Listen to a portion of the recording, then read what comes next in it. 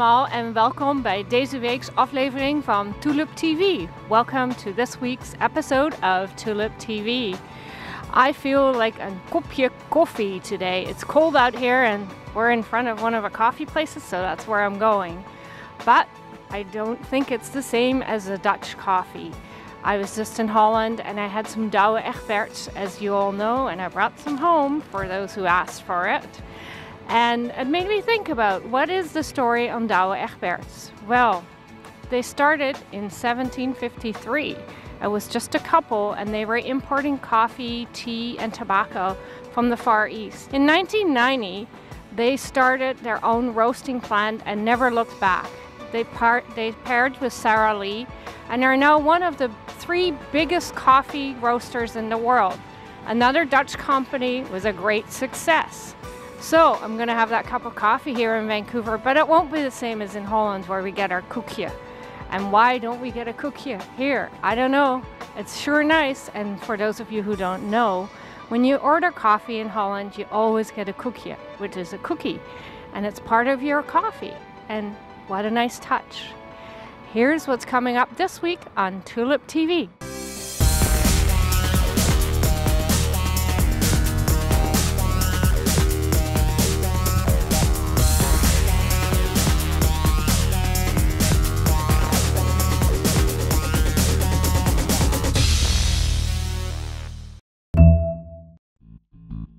This program is sponsored by Dutch, the full-color English language magazine about the Netherlands and its people, at home and abroad.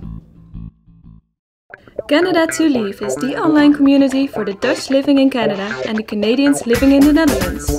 Canada to Leave, wherever you live. I'm Nina Parr. I'm the coordinator of language programs at UBC Continuing Studies. We offer continuing studies courses for adults, conversation classes, so people who are interested in really learning how to use the language. We get our students talking right away, and by the end of the first course they can have simple conversations and actually use the language and learn a lot about the culture of the country that they're interested in. Our classes start in January and they run for 9 weeks, and then we offer classes all year round in the evenings and on the weekends. I don't think there's any other places in Vancouver that offer Dutch. We started offering Dutch about 10 years ago, and it's been successful. There seems to be a continual interest in the Dutch language, so we sort of are interested in offering other languages that other language schools might not offer.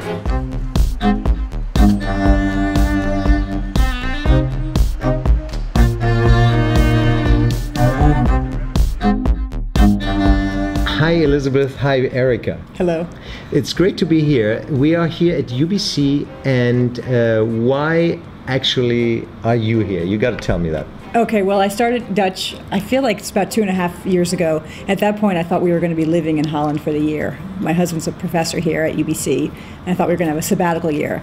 And he has a lot of colleagues in Holland, and I thought it would be fun to be able to go in and order a cup of coffee and understand the language. And then it became really fun to be learning another language, so I kept up at it. Yeah, Elisabeth, you're a Dutch teacher, or are you doing something else profession-wise, and Yes. You do that in your free time?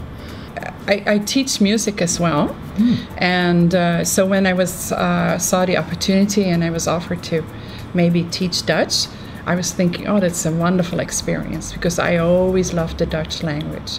So I just combine the two. So, but it's totally different brain, yeah, but it works. But I mean, I think. But how does it work? I mean, are there enough Dutch people from your not Dutch people, but Canadians who are interested in Dutch language here in Vancouver that you?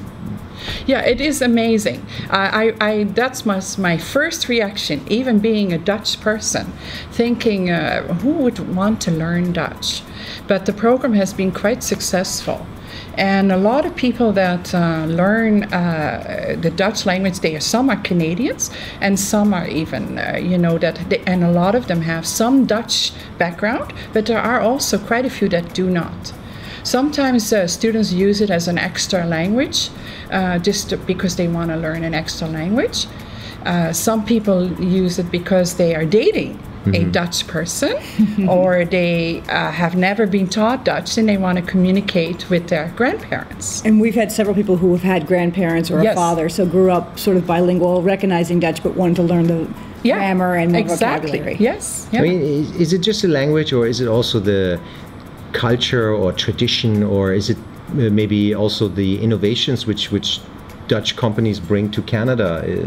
There seems to be a very close relationship between Canada and Holland.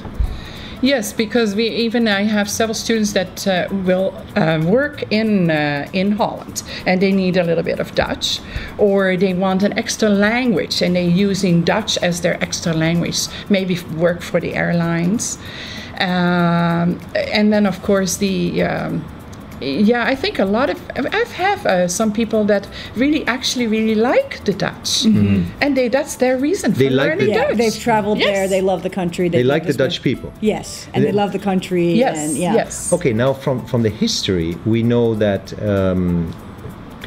Princess Margaret was born in Canada. Yeah, Margriet. Margriet. Yeah. Yes. Yes. Margriet. That's a Dutch language. Yeah, there's a lot of sounds. Yes. Yeah. No? Yes.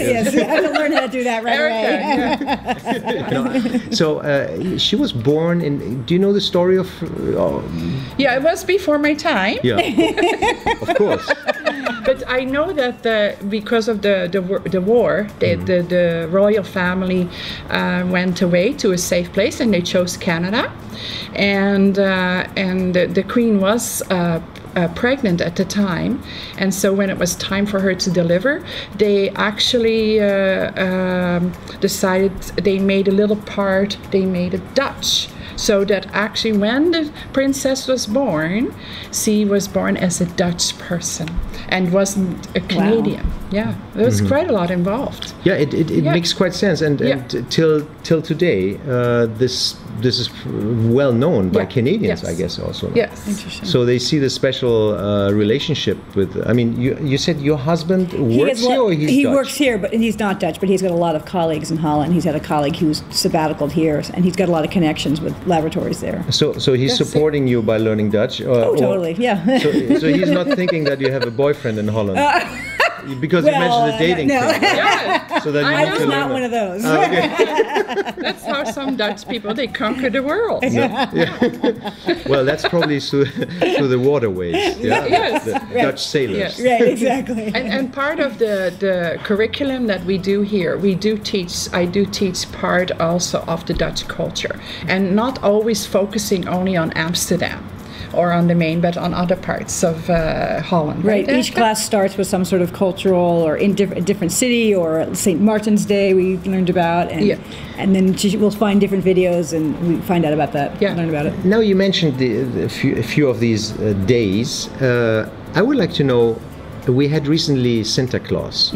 Cynthia. Yeah, and as you know, the discussion about Santa Claus, about the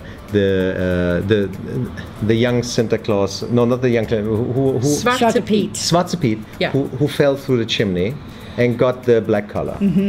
And you heard about the various positions regarding the Santa Claus. So I don't want to now over-exaggerate this whole topic, but it's kind of interesting from an outsider to see that. Do you think it's ridiculous, the discussion?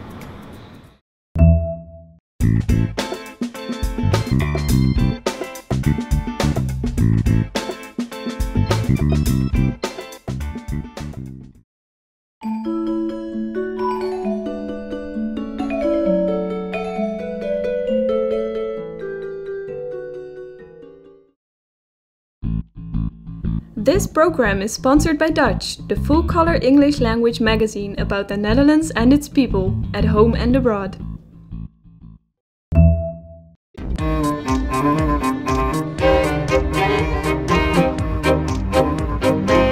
No, I don't think it's ridiculous. I think when you grow up in Holland, you do not realize it is an amazing thing. You do not understand that it could be like racism, or even other, even certain food products that are sold in Holland with certain names that are called.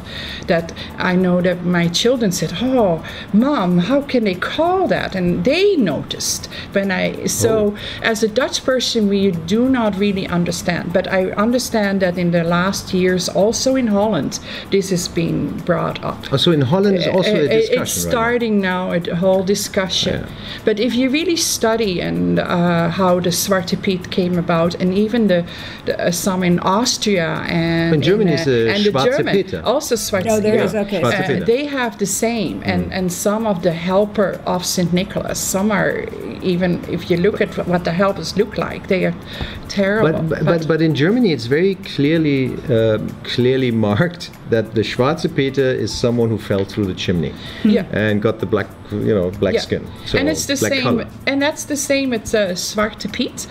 He doesn't fall, but he is the one that may take, or put stuff in the little shoe that the children set in front of the chimney and sing a song, and then he gets black. But I know the outfits, and so it's funny that if you don't know before, now your eyes are open, and then you look at it and you think, oh, maybe they could think of it that way, but the Dutch do not mean that at all. We are very tolerant people. Well, absolutely. I mean, Holland. I just came back from Amsterdam. Yeah. And so I was in Rotterdam and Amsterdam, and I must say, Amsterdam itself, for example, besides now Rotterdam anyway, the international harbor which they got, it's a very, very cosmopolitan city. Yeah.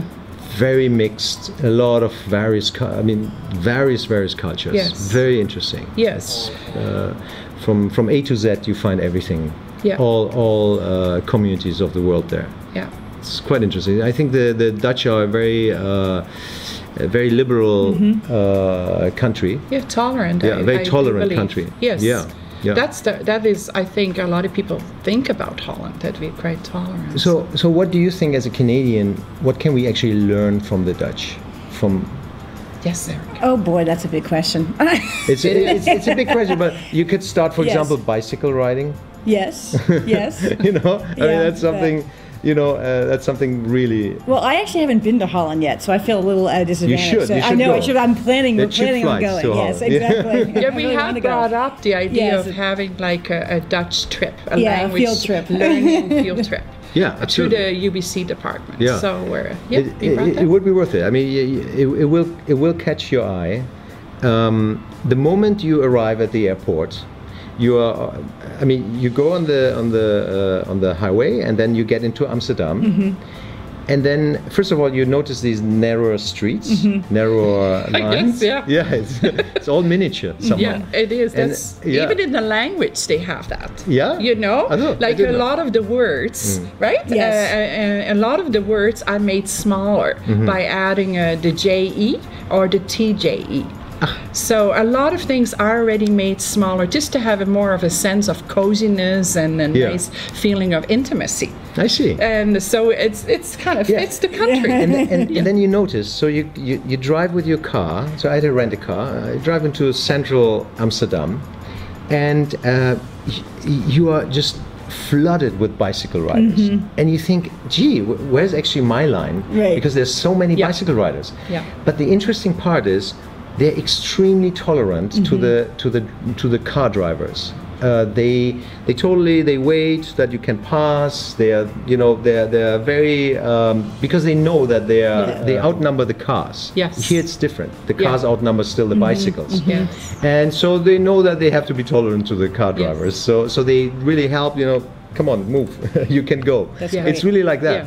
Yeah. Versus here, it's all the opposite. It's really the opposite. I must say, we have civilian drivers. You can really say that.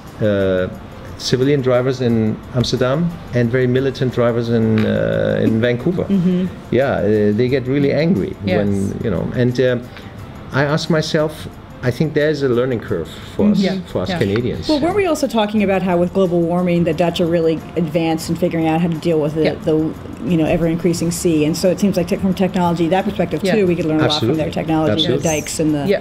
Yes, and also regarding the bikes, you actually do get lessons in school how to ride a bike, and they have actually programs where you can do even a bicycle exam. Oh, wow. So they are I think one of the pros and the con is that there are a lot of rules in Holland, how you're supposed to do things, and if you have a little bit of a free spirit, it's difficult. On the other hand, things are more arranged and better organized. Now, you as a Canadian, what do you think about the helmet laws? And you know that in Amsterdam there are no helmet laws. Even the electric Vespa rollers, they have no helmets. It's crazy, and they go faster, I think, than here in Vancouver. Well, I have to say I have a master's in public health, so from my perspective, helmet laws are a good idea. I don't think it's good not to have a helmet law. Actually, that would be my advice. But I don't live in Amsterdam, so I can't make a decision. But I think helmets make a lot of sense. But what would you say about a lady who just went to a hairstylist, spent $120? Has to put a helmet on it. It's going to cost a lot more with a head injury and loss of memory and hospitalization. That's all I can say. Are there? I mean, I agree with you. It definitely. I mean, I got a motorcycle, so I know what the helmet can. But I mean, statistically, we have to see the statistics, right? And then how often it happens. How often does it happen that someone is hit on his head? I don't know the numbers. The only problem is if you are hit on your head, then it's really serious. There's always severe. Exactly. That's sort of. Well, it's like an accident with a motorcycle. If you're the one. Yeah. Yes. Now there is some research too that people wearing helmets, don't can get injured too, and I still think it's a good idea though. I don't think that you'd want to have people not wear them. But you know that by having that law, a lot of people will not go on the bicycle. Right. Will not use a bicycle. That's the debate. Right. So the debate. So then you lose, I know a lot of people you who lose the health promotion. I thought they would go on the bike without the helmet anyway. Yeah. Oh yeah, that could be also possible. But a lot of people say, if I have to pay a ticket to wear a helmet, because I'm wearing let's say that person thinks. Right. I've seen it in Amsterdam. Yes. They're driving on a suit, nice suit with a briefcase. Yeah. Yeah. Sometimes you see a person with one hand on the bicycle, a suit. Talking on the cell phone. You could even talk. No, that's not possible. With a knee, maybe. No, but you know what I mean. You can ride a bike without hands. But okay, I do that actually somewhere. But the point is, so what about if a bicycle rider drives slower than a jogger? Does that mean that the jogger has to wear a helmet?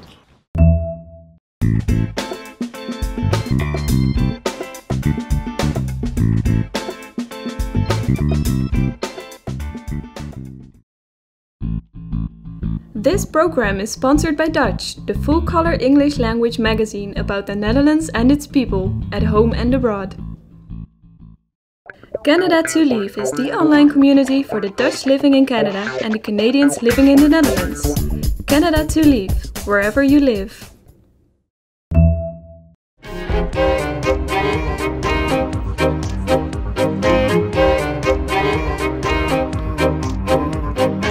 So what about if a bicycle rider drives slower than a jogger? Does that mean that the jogger has to wear a helmet?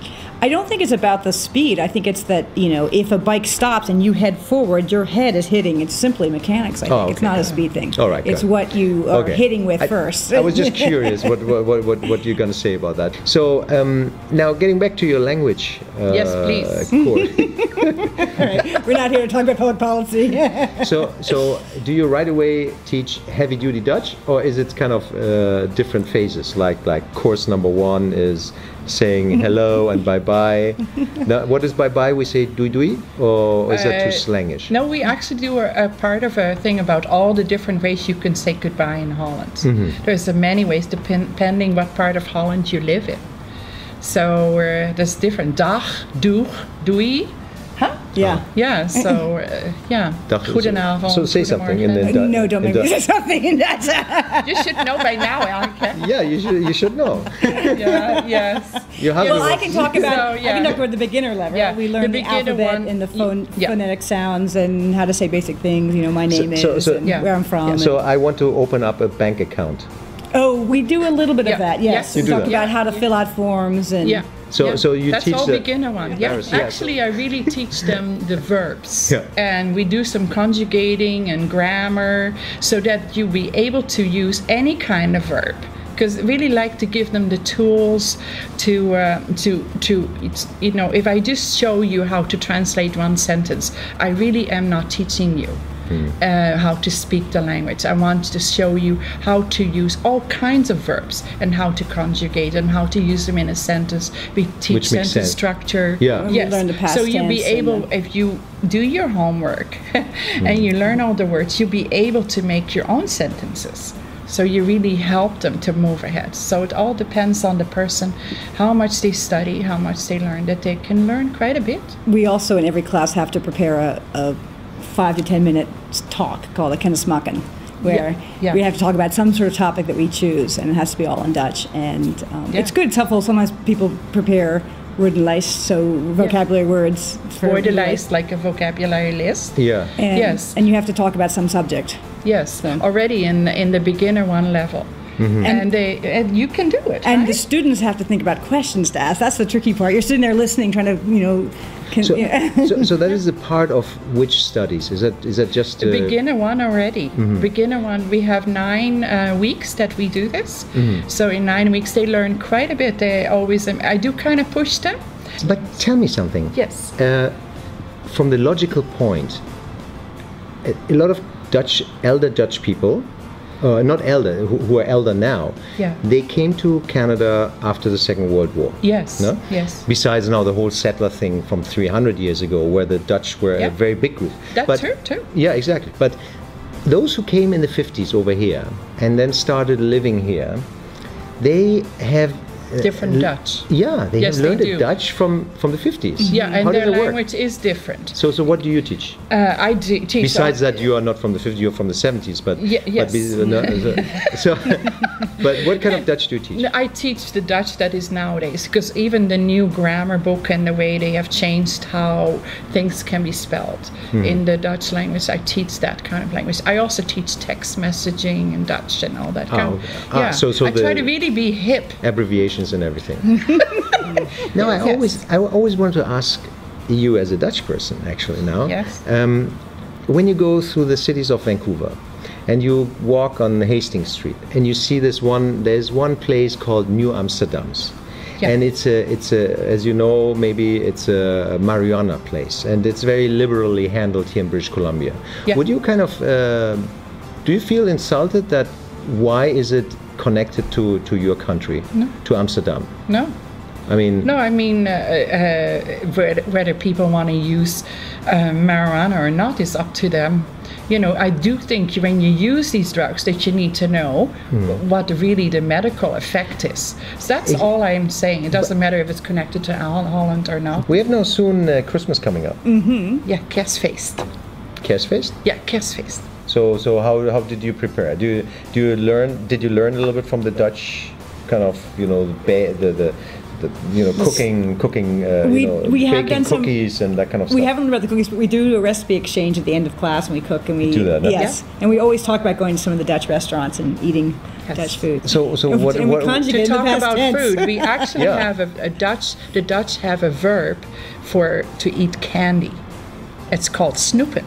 Snoepen? It's not to snoop, like English snoop, but snoepen, to eat candy. And the word for candy is snoep or snoepje. I see. So probably you first smell it like snoepen, snoep. Yeah, maybe no. But it's spelled differently, and it's Snoepje, snoepje or snoepen, and it's a verb, actually a verb. Very cool. Which is really reflects the Dutch in their love of candies and food, you know. That's nice. Ladies, I would love to talk with you too much more, and there's so much to talk about, but our time is running out. So I thank you very much for being here and telling us a little bit about the Dutch culture and about the reasons why a Canadian would take a Dutch language course. So I wish you both a Merry Christmas. Oh yeah, and a Happy New Year. Yeah, thank you very much. Thank you. Yeah.